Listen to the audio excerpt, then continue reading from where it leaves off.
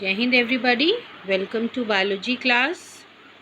So students, in this lecture we'll going to study about chromosomal theory of inheritance. So in the last lecture we have studied law of independent assortment, जिसमें हमने क्या देखा था, जिसमें हमने देखा था जो एलील्स होते हैं वो जब गैमीट फॉर्मेशन होता है तो वो इंडिपेंडेंटली असॉर्ट हो जाते हैं। गैमीट फॉर्मेशन के समय मींस जो एलील्स होते हैं जो कि पेयर्स में प्रेजेंट होते हैं वो बढ़ जाते हैं, हर गैमीट को एक एलील मिल जाता है। ओके, तो ये हमने देखा था लॉ ऑफ इंडिपेंडेंट असॉर्टमेंट, जो कि रिजल्ट था डाई हाइब्रिड क्रॉस का। और हमने इसमें जो रेशियो था 9:3:3:1 था डाई हाइब्रिड क्रॉस का। और लॉ ऑफ इंडिपेंडेंट असॉर्टमेंट में ये भी देखा था कि जो 1/4 होते हैं टोटल गैमीट्स, ठीक है, 1/4 of the total gamete produce, तो इनकी क्या फ्रीक्वेंसी होती है, 25% होती है। ठीक है, 1/4 ही गैमीट जो हैं प्रोड्यूस होते हैं। अगर हम इसको इस तरह समझ सकते हैं कि जो भी गैमीट्स प्रोड्यूस होते हैं, ठीक है, उनका इक्वल शेयर होता है। ओके, 4 गैमीट्स सपोज प्रोड्यूस हो रहे हैं तो उनका रेशियो क्या होगा, 25% होगा उनका। ठीक है, ओके। तो क्रोमोसोमल थ्योरी ऑफ इनहेरिटेंस की बात करें तो व्हाट हैपेंड, मेंडल ने अपना एक्सपेरिमेंट कंडक्ट किया था। ओके, और जब मेंडल ने एक्सपेरिमेंट कंडक्ट किया था उस समय, क्योंकि ये 1800 की बात है, ठीक है, उसके बाद की बात है, तो जब उन्होंने एक्सपेरिमेंट कंडक्ट किया था उस समय जो था role of chromosomes were not known. उस समय क्रोमोसोम्स के बारे में नहीं कुछ पता था।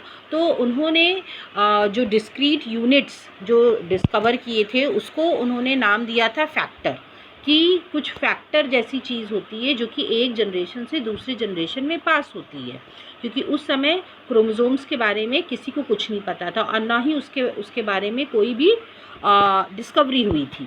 नाउ व्हाट हैपेंड, अब 20 ईयर्स तक तो उनके वर्क को पब्लिश ही नहीं हुआ, लेकिन जब 20 ईयर्स के बाद उनका वर्क पब्लिश हुआ, ठीक है, 20 उनके जो भी उन्होंने लॉज दिए थे वो बहुत साल तक हिडन रहे, मतलब लोगों तक उनके लॉज के बारे में लोगों को कुछ भी नहीं पता था।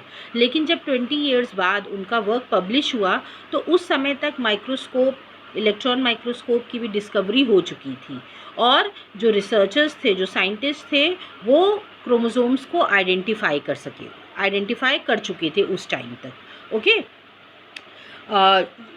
अगर हम देखें तो आई हैव टोल्ड यू, अगर आपको याद हो कि 1900 में 3 साइंटिस्ट थे जिनका नाम था डिवेरेस, कॉरेंस एंड शेरमार्क। इन्होंने इंडिपेंडेंटली रीडिस्कवर किया था मेंडल्स रिजल्ट को on the basis of inheritance of character. Okay, so अब जो है उस समय तक क्रोमोसोम्स आइडेंटिफाई हो गए जब तक उनका वर्क को रिकॉग्निशन मिली। और क्या पता चला, जो क्रोमोसोम्स होते हैं in a diploid cell they exist in pairs में वो एग्जिस्ट होते हैं, जिनको कि होमोलोगस क्रोमोसोम्स बोलते हैं। ठीक है, होमोलोगस क्रोमोसोम्स का मतलब होता है तो chromosomes which are identical in size, shape and location of centromere. Means उनका बिल्कुल हूबहू साइज शेप भी सेम होगा, जो सेंट्रोमियर होगा उसका भी डिस्टेंस दोनों में सेम होगा, दोनों में जीन्स जो होंगे वो भी होमोलोगस क्रोमोसोम में सेम जीन्स प्रेजेंट होंगे। Okay, so the chromosomal basis of inheritance is the idea that genes are located on chromosomes. तो क्रोमोसोमल थ्योरी, जो क्रोमोसोमल थ्योरी ऑफ इनहेरिटेंस थी, उसमें क्या आइडिया पुटअप किया गया, उसमें ये आइडिया पुटअप किया गया, 2 चीज़ें बताई गई। ठीक है, कि पहली बात तो जो क्रोमोसोम्स होते हैं जो जीन्स होते हैं, सॉरी, वो लोकेटेड होते हैं क्रोमोसोम्स में। जीन्स वही है जिनको मेंडल ने क्या बोला था, फैक्टर, ये आपको याद रखना है। ठीक है, तो ये क्रोमोसोम्स पे लोकेटेड होते हैं। और दूसरी बात, और भी इन लोगों ने और भी जो दूसरी बात कही गई, जो क्रोमोसोमल थ्योरी ऑफ इनहेरिटेंस में देखा गया, वो था बिहेवियर ऑफ क्रोमोसोम्स। क्रोमोसोम जो है किस तरह बिहेव करता है, क्या वो चेंजेस शो करता है ड्यूरिंग मियोसिस। ओके, मियोसिस के समय उसमें क्रोमोसोम्स में क्या क्या चेंजेस आते हैं। Okay, so chromosomal basis of inheritance जो है that is mixed of two things. That first is the gene are located on chromosome, and as well as the idea that the behavior of chromosome during meiosis accounts for Mendel's law of segregation and assortment. Okay, तो जो chromosomes का behaviour था जो कि meiosis के समय जो कि स्टडी किया गया, वो बिल्कुल हूबहू सेम था जो कि मेंडल ने रिजल्ट्स दिए थे law of segregation of law और लॉ ऑफ इंडिपेंडेंट असॉर्टमेंट की। ठीक है, तो ये बिल्कुल सेम जो था बिहेवियर जो था वो बिल्कुल सेम था जो कि मेंडल ने जो बात कही थी वही उन लोगों ने भी ऑब्जर्व किया। और ये थ्योरी जो है किसने दी थी? दो साइंटिस्ट थे जिनका नाम था Sutton and Boveri, Walter Sutton and Theodor Boveri. अब इन्होंने 1902 भी आपको मिलेगा, कुछ में 1903 भी मिलेगा। तो इन लोगों ने एक साथ नहीं ये थ्योरी दी थी, इन लोगों ने अलग अलग इस चीज़ को स्टडी किया, क्रोमोसोम्स के बिहेवियर को स्टडी किया उन्होंने अलग अलग। लेकिन स्टडी करने के बाद जो रिजल्ट्स आए वो दोनों के सेम थे, इसीलिए हम दोनों का नाम साथ में लेते हैं। ओके, क्योंकि दोनों ने ही रिजल्ट्स जो दोनों ने दिए वो सेम थे। ठीक है, दोनों ने ही ये बात कही कि जीन्स जो हैं दे आर द कैरियर्स कह सकते हैं। ठीक है, जो कि एक जनरेशन से दूसरे जनरेशन में पास होते हैं थ्रू द क्रोमोसोम्स के ऊपर ही रहते हैं। और दूसरी बात, जो क्रोमोसोम का बिहेवियर होता है वो जो है वो सिमिलर था the behaviour observed bye Mendel. तो इन्होंने मेंडल की बात को अपनी थ्योरी में उसको सही बताया। ठीक है, जो मेंडल ने फाइंडिंग्स की थी they were correct. So the chromosomal theory of inheritance was proposed by Surton and Baveri in 1903, which states that genes are present on chromosomes. ठीक है, ये थ्योरी थी कि genes are present on chromosomes. Secondly, and homologous chromosomes separate during anaphase 1 of meiosis, resulting in segregation of allele, controlling the contrasting traits. और जो homologous chromosomes होते हैं, आप सेल साइकिल ऑलरेडी पढ़ चुके हैं क्लास 11th में, जिसमें हमने सारे फेज़ पढ़े थे। ठीक है, G1 फेज़, फिर S phase, then G2 phase, फिर prophase, metaphase, anaphase, telophase. Okay, तो ये हमने डिफरेंट फेजेस पढ़े थे और इसमें हमने देखा था कि जो होमोलोगस क्रोमोसोम्स होते हैं, ठीक है, होमोलोगस क्रोमोसोम्स जो हैं G2 फेज़ में क्या करते हैं, रेप्लिकेशन होता है उनका।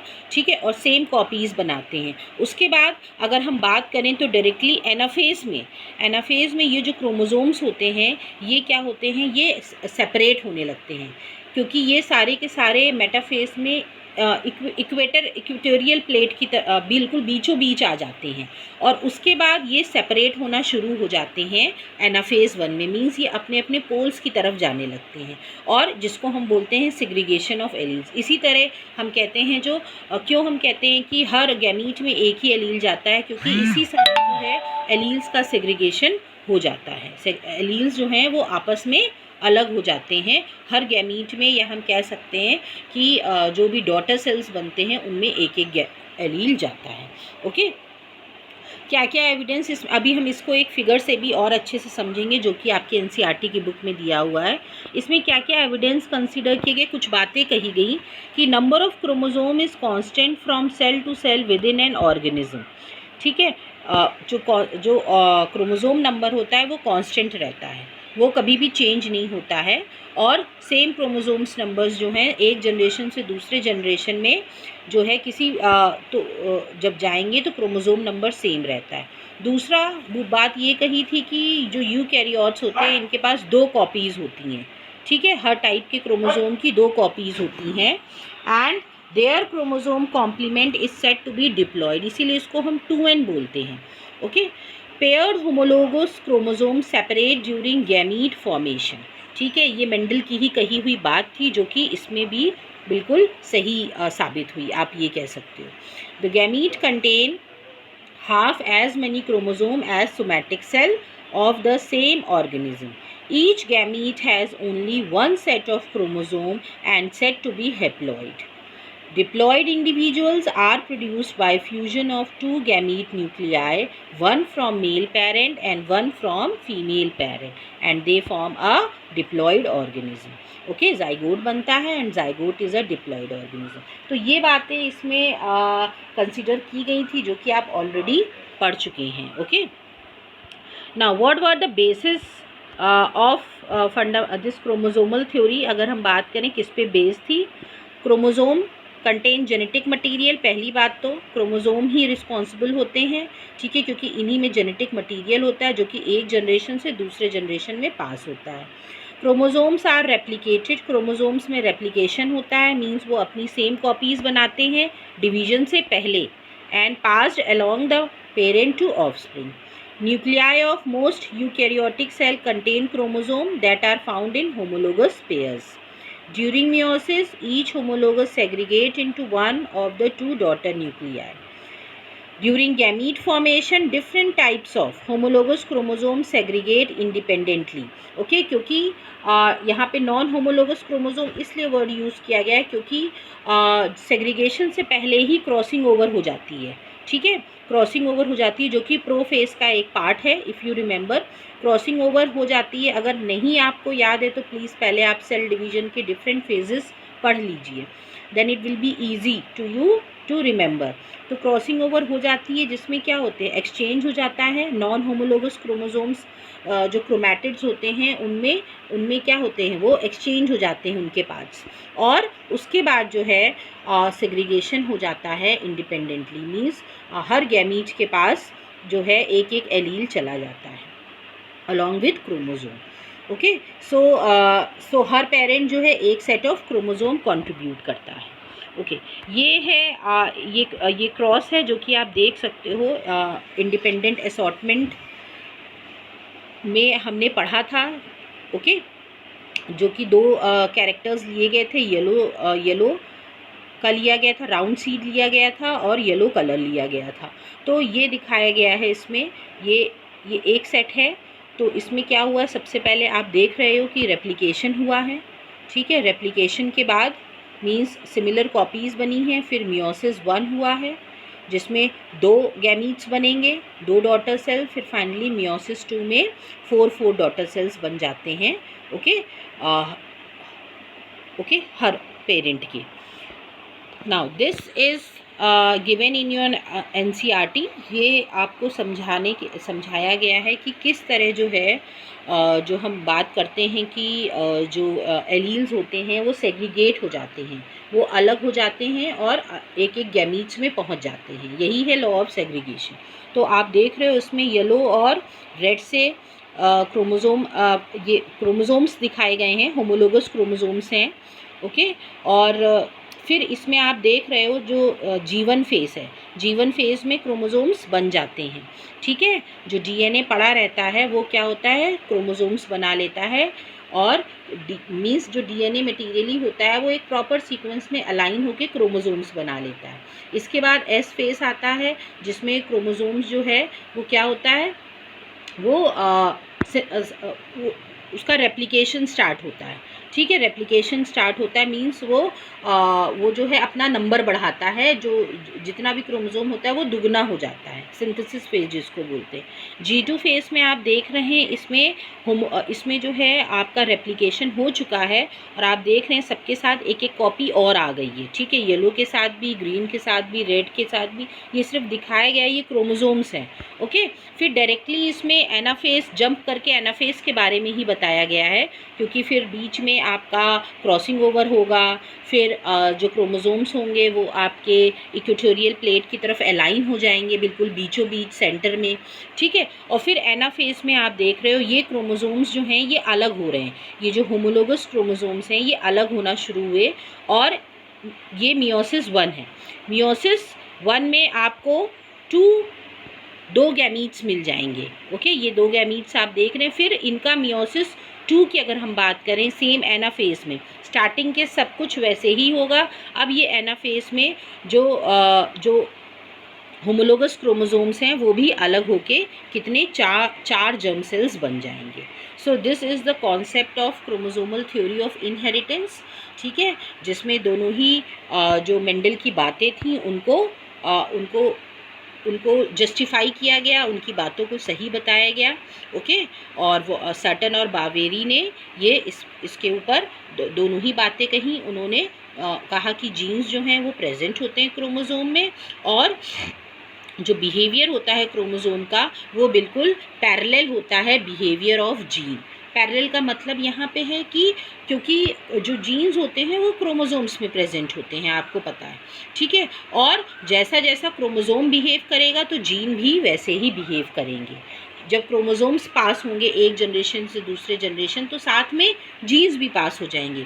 इसीलिए जो जीन्स और क्रोमोसोम में बहुत क्लोज रिलेशन है, इनमें सिमिलैरिटीज़ भी बहुत हैं कि दोनों ही जो हैं वो पेयर्स में प्रेजेंट होते हैं, दोनों ही जो हैं सेग्रीगेट हो जाते हैं at the time of gamete formation. क्यों? क्योंकि जीन्स जो है क्रोमोसोम्स पे ही प्रेजेंट होते हैं, ठीक है। ये बात मेंडल नहीं बता पाए थे, लेकिन मेंडल ने जो कॉन्सेप्ट दिए थे वो यही थे, ठीक है।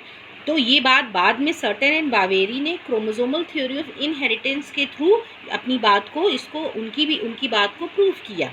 और ठीक है, तो दूसरा सिमिलैरिटी है कि segregation at the time of gamete formation, ठीक है, जिससे कि वन पेयर ही ट्रांसमिट होता है एक गैमीट में, और दूसरा है एक पेयर जो है वो सेग्रीगेट होगा that is independent of each other, ठीक है, वो इंडिपेंडेंट होगा, और एक जो जीन होगा वो दूसरे जीन पे असर नहीं डालेगा, ठीक है, जो कि लॉ ऑफ इंडिपेंडेंट असॉर्टमेंट था।